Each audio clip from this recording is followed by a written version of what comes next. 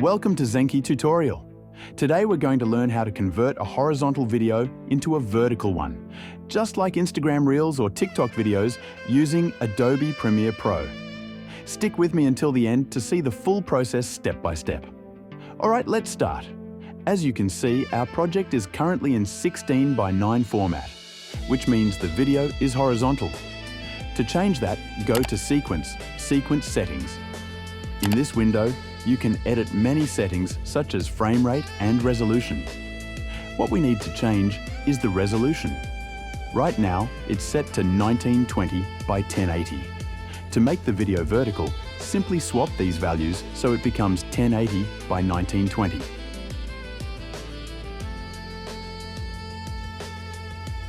Click OK, then OK again, and congratulations!